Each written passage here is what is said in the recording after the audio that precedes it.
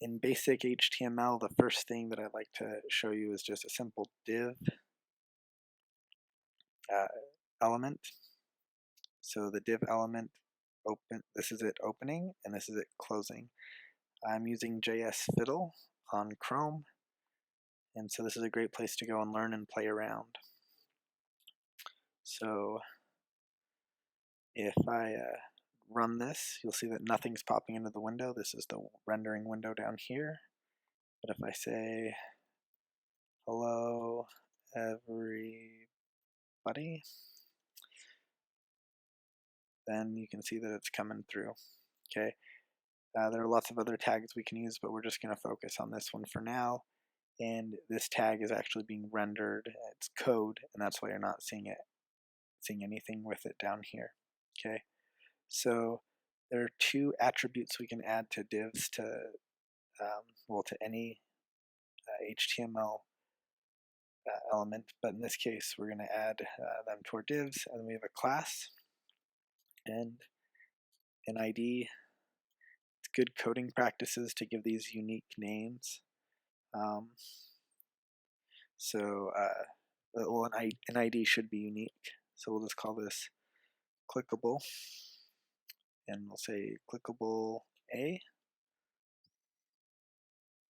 and then the class is going to be red text. Okay, so we're going to copy this a couple times, and we're going to have this one changed to blue. So our class does not have to be unique. It's actually grouping these and helping us assign the same types of events or stylings to all of them. And then the IDs are unique so that we can do stuff just specifically to them.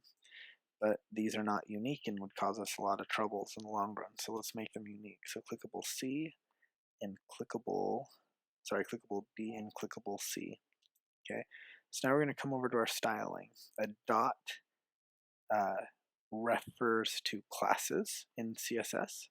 So I have a dot red text, and then we do open curly braces, and everything in here will change things. So we're going to say color, and we're going to say that the color is red. Okay, so if I run this, we'll see 3 of them, and the 2 outside ones should have red text. Boom.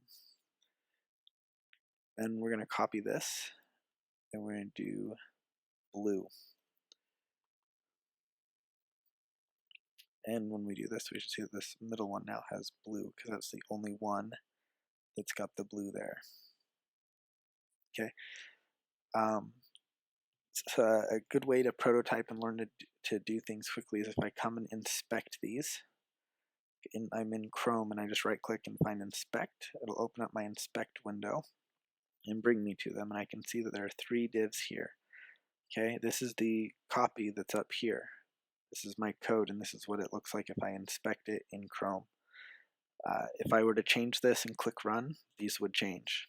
Okay, now this blue one, I want to add some other stuff to it. So if I come into Chrome, I can actually use its styles to make some live changes and then copy and paste them into there. So first of all, I want there to be, I'm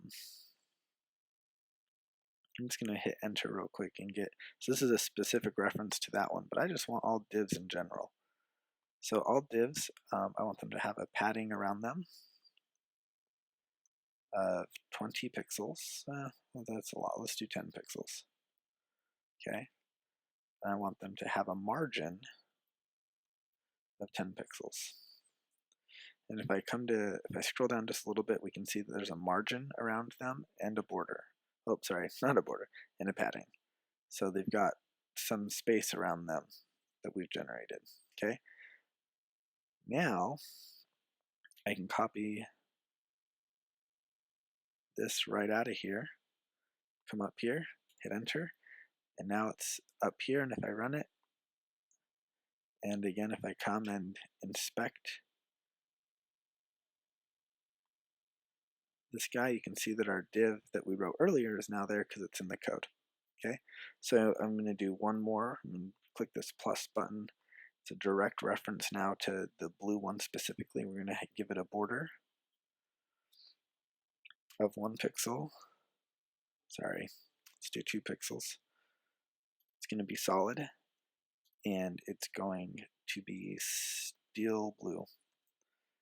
Okay. And the other thing we're going to do is give it a border radius, and the border radius is going to be 10 pixels. Oh, that's the border, and we want border radius to be 10 pixels. And then I don't like how wide it is, so we're going to actually set its width to 100 pixels. And that's not quite big enough, so we'll just drag it out there a little bit until it looks good. So at 118, great. And that might be different on other browsers, so if you're trying to make things look good in more than just Chrome, you might need to play in other browsers to find out what will look good. So I'm going to copy that one, and I'll paste it in here, and I don't need the div, but this hash right here is referencing our ID. And so we're saying, hey, anything with the ID of clickable blue, it needs to be styled like this. All divs need to be styled like this. And anything with the class color text, or red text or blue text, need to have their colors red or respectively blue. So let's run this, and we can see our styling stayed. I can inspect it again and we see that, but I'm not too worried about that. So next thing we're going to do is do some functionalities with these. So on B, we're going to say on click. Okay, so this is the way to bind an event, and we'll hear more about this and learn more about it, but just soak it in. We're going to have an event, we're going to call it clicky, okay? And when we get clicked, we want to run click, so that's what those parentheses are for. So then I'm going to come down here and say function, clicky. This is our JavaScript, okay? And that's how you define a function. And everything that we put in here is our function. So we're just going to do alert. These are these annoying alert boxes that sometimes pop up on Windows when you're trying to do something that it doesn't like. And we're going to say you clicked B. Okay. And let's actually call this click B, just so that we know that this click is for clicking B. And let's run this. And I'm going to click B, and you clicked B. Okay. And then we're going to do this another way. I'm going to say window dot on load. And we're going to tell it that it's equal to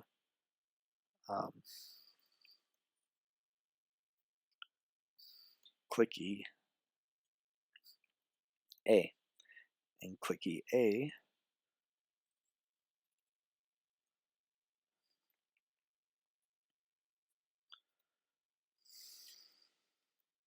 sorry, that's not what we want to do.